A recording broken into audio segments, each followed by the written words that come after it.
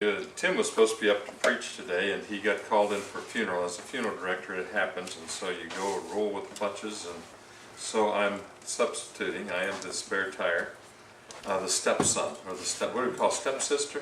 Yeah. No, CJ say we're not spare tires, we're the step. One steps out, the other one steps in. And Ray was teasing me, or asked me some months ago, he says, "You're the senior minister, when did I ever get to hear you ever preach?"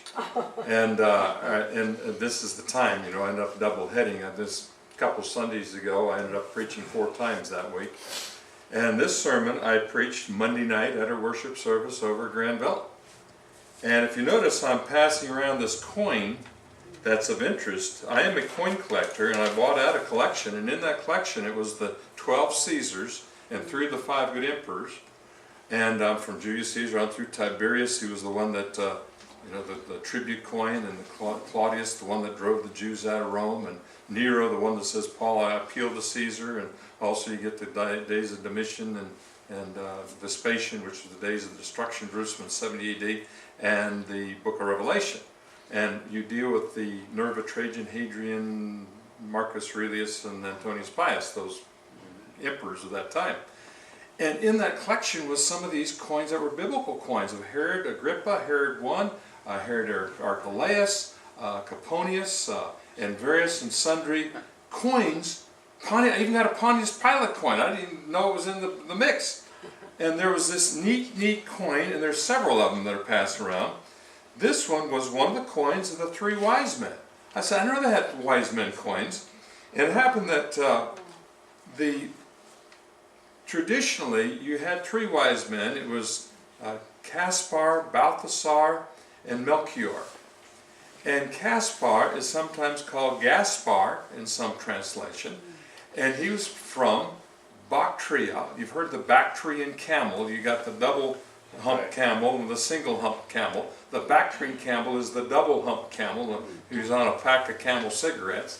And then or was it the Bactrian on the camel cigarettes? Right. Yeah. And then they had the other kind of dromedary, the camel.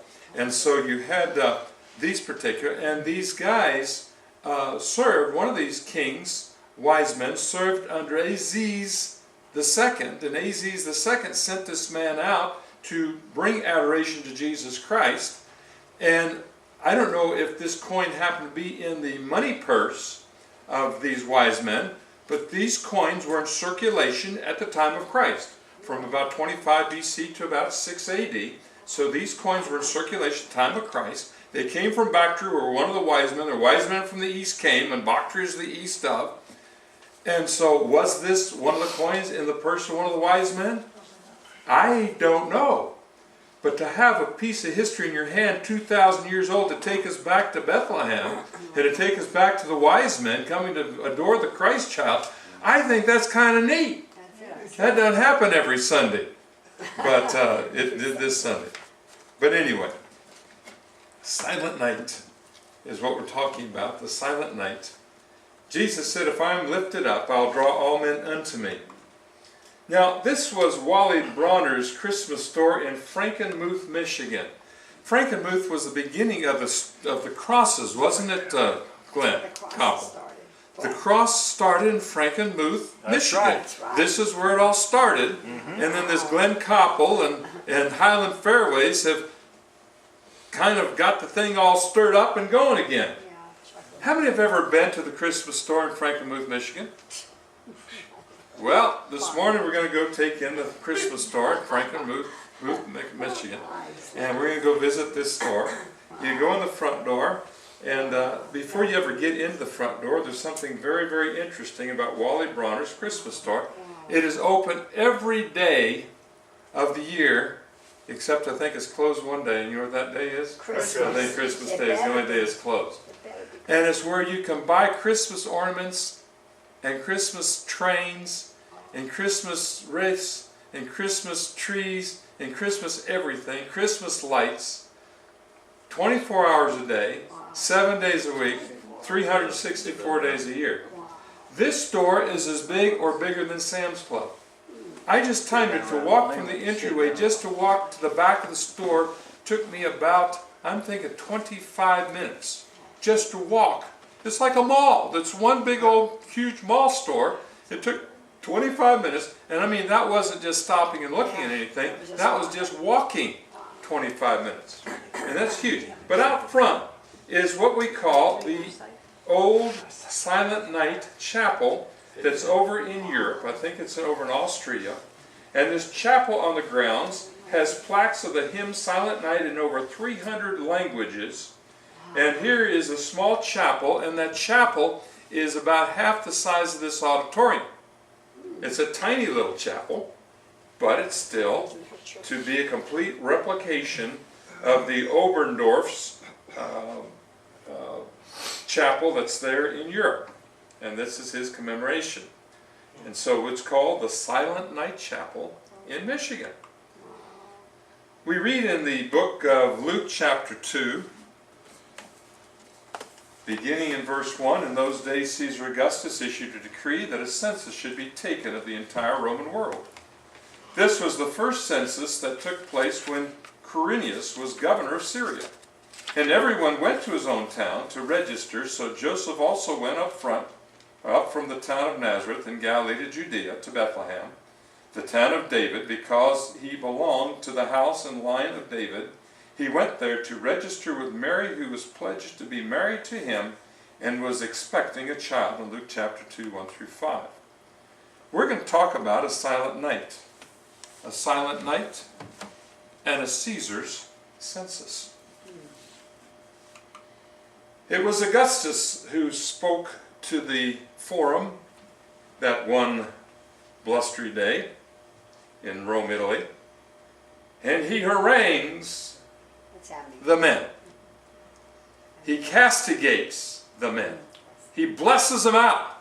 He chews them from one side down to the other, from their nose to their toes.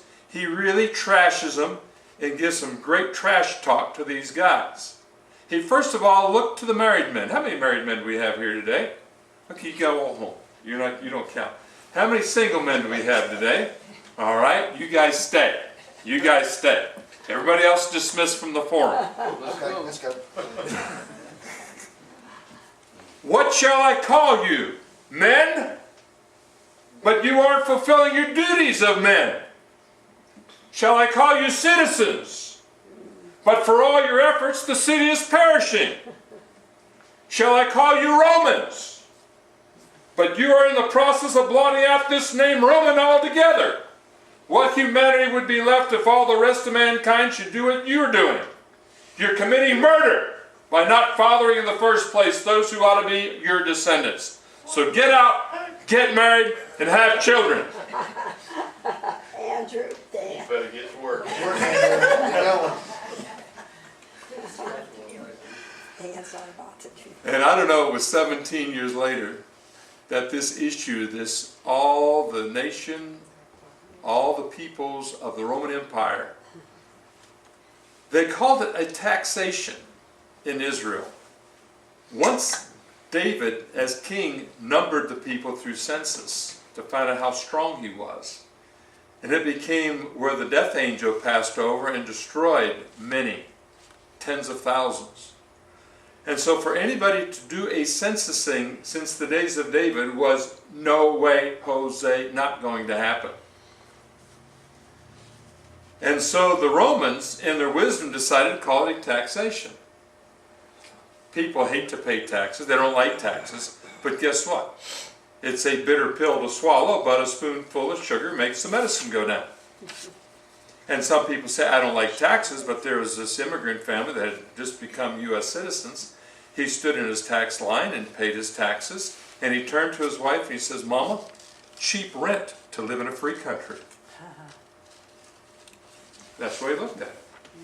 Oh, if we could look at our taxes that way. But to Israel, it was the cause of bringing Joseph and Mary back to their birth grounds there in Bethlehem, and she was pregnant, and they had to go back there anyway because there's certain deadlines to keep, and that is why this Caesar census caused Jesus to fulfill the prophecy of the Old Testament that in Bethlehem Ephratah a child be born who will be called Savior.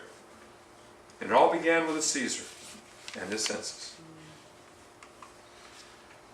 Secondly, this morning we're going to talk about a silent night in the trenches of France. The date, December 25th. The year, 1914.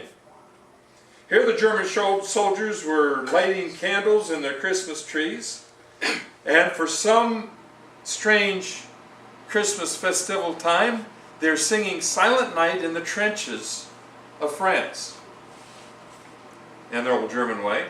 And as they were singing Silent Night in their trenches, guess what the French and the American soldiers, and the German, the French and the American and the British, primarily the British soldiers, they were joined in. They started singing Silent Night too. You know, the Bible tells us in Isaiah chapter 2:4, and they shall beat their swords into plowshares, and their spears into pruning hooks. Nation shall not lift up sword against nation, neither shall they learn war anymore. Remember in Florida when we were building fallout shelters during the Cold War?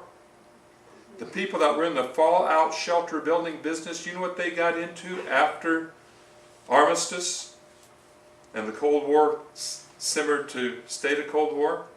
They started building swimming pools in Florida. So they went from using their backhoes from digging fallout shelters to defend yourself against nuclear radiation to building swimming pools so people can enjoy the Florida sun. Well, there was a soccer game during this Christmas truce between the Brits and the Germans. They exchanged presents. Some exchanged cigarettes for cheese, and some exchanged bratwurst for who knows what, for good old chocolate bars. But Ian Calhoun, the commanding officer for the British, was court-martialed for consorting with the enemy and sentenced to death. This is World War I. You know how many millions of people died in the French trenches? You had a certain honor over the top.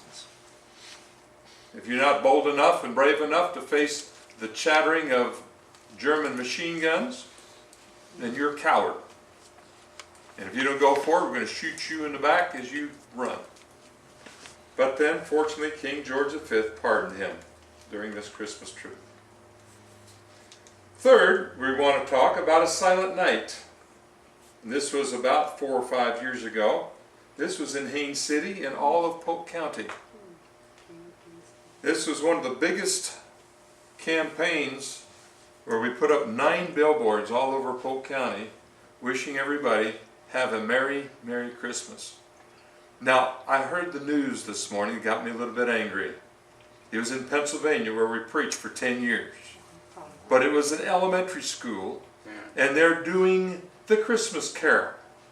And remember at the very end of the Christmas Carol, the little girl says, "And a Merry Christmas, and God bless you."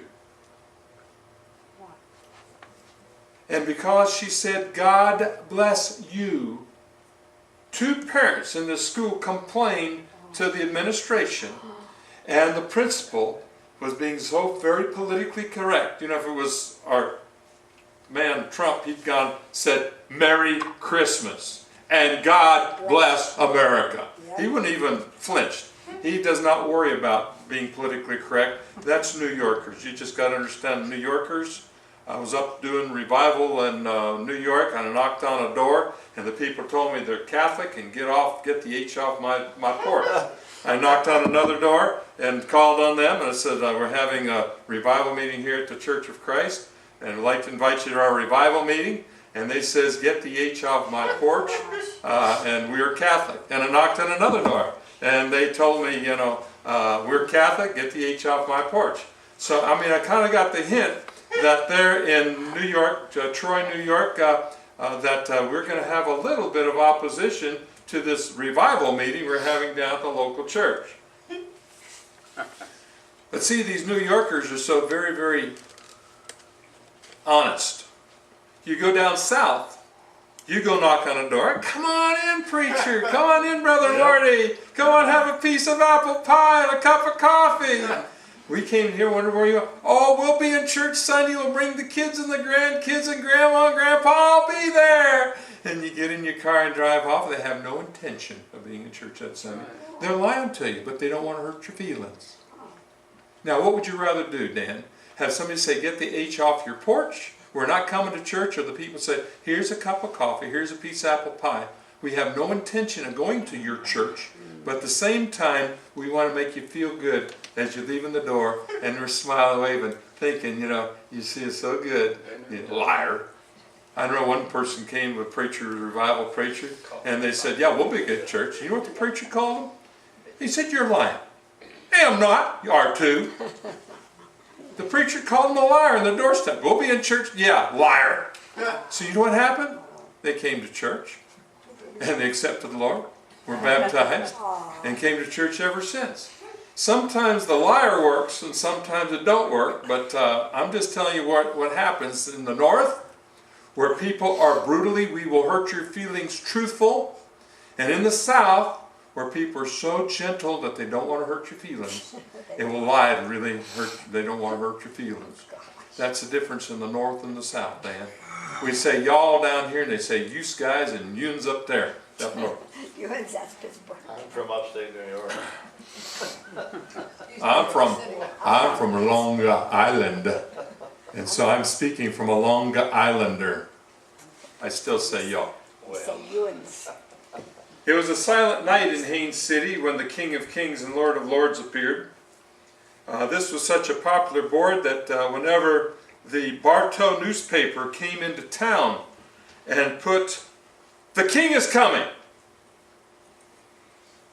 Burger King.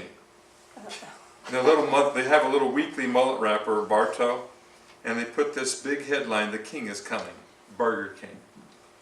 And so the Baptist Church on Main Street contacted us and says, we need to do something about that and tweak them a little bit. You got to tweak their nose a little bit and let them know that you got. So we put up this King of Kings, Lord of Lords sign over there by the Catfish House. They paid the whole bill. It was $225 for 3 days.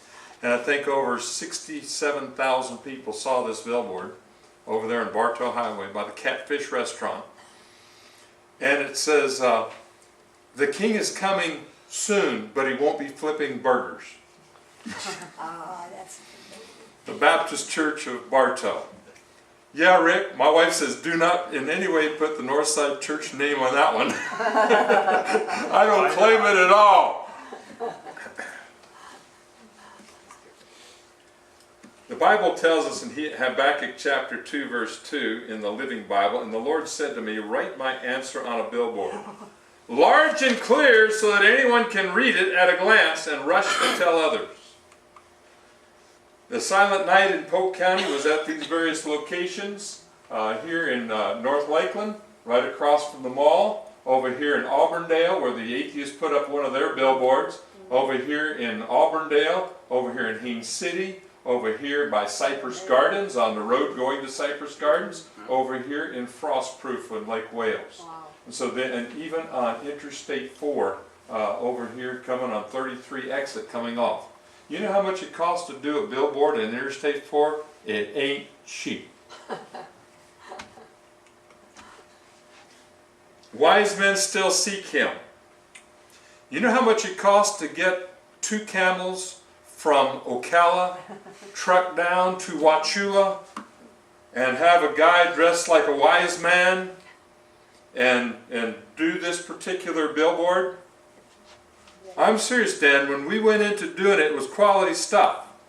Imported camels and wise men to do whatever. We worked with the Jesus Story folk down there with the Lord's Church, and we got their permissions to use all their artwork and all their live action.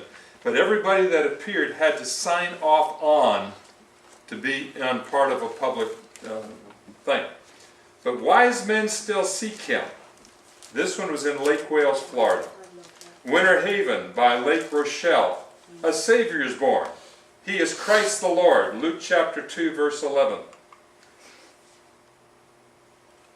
So do not be afraid of them, for there is nothing concealed that will not be disclosed, or hidden that will not be made known. What I tell you in the dark, speak in the daylight. What is whispered in your ear, proclaim from the roofs. Do not be afraid of those who kill the body but cannot kill the soul, but rather be afraid of the one who can both destroy soul and body in hell. Are not two sparrows sold for a penny? Yet not one of them will fall to the ground outside your Father's care. And even the very hairs of your head are all numbered. So don't be afraid, you are worth more than many sparrows. Whoever acknowledges me before others, I will also acknowledge before my Father in heaven. But whosoever disowns me before others, I will disown before my Father in heaven. Matthew chapter 10, verse 26 to 33. You know, I wondered about whispering God's gospel as is being proclaimed from the rooftops. But have a lit board is proclaiming that Jesus is alive 24 hours a day, 7 days a week, that he is alive.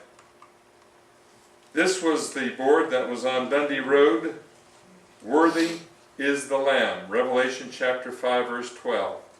One of the most graphic pieces of artwork to show that Jesus died for you. And guess what? It hurts. Wise men still seek him. Auburndale, by Walmart store. For unto us a child is born. I remember that one project, we were given a grant of $10,000. And the gentleman, the family that gave us the $10,000 says, I want to remain entirely anonymous, but you can use the $10,000 for your ministry in Jamaica. You can use your $10,000 for your billboard advertising, or you can use the $10,000 to do your building project. It's up to you, Pastor, how you ever want to spend it. And we said, we need a headquarters, we need a building to work out of. We got to have a roof overhead. And in reality is reality. We put the $10,000 into this building. And immediately it freed up some money. We were able to send Todd down to Jamaica. We were able to cover his airfare and all, go down and work on a work team down in Jamaica to build one of the churches. And we had some money, $750, to pay for this particular billboard, which was across the street from one of the big Baptist churches, 1 mile from the mall on Highway 98. And since the church paid for it, we put the phone number on it and the church name on it. Merry Christmas, Jesus.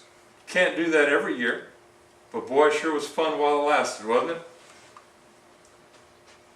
Part of our outreach has been for the last 6 years, even though we've been doing the worship service for about 3.5, going on 4 years at Grace Manor, we've been Christmas caroling over there every year. We didn't realize that our Christmas caroling would develop into a worship service. And part of that worship service would develop into a relationship with a lot of wonderful, wonderful people. But this was caroling at the Lakeland Restaurant. And this was one at the Grace Manor with one of our groups a number of years ago. And this was, everybody had their Christmas hats on, or just really thoroughly enjoying themselves. And this was part of our outreach. You know, a lot of the big churches, people go to the big churches for the big cantatas. We're a little church, we don't have big cantatas. But being a small church, we can bring the little cantata to the warm hearts of the good people at the nursing home. And here was little Tricia. You remember her last week? She's grown up a little bit. But this was part of our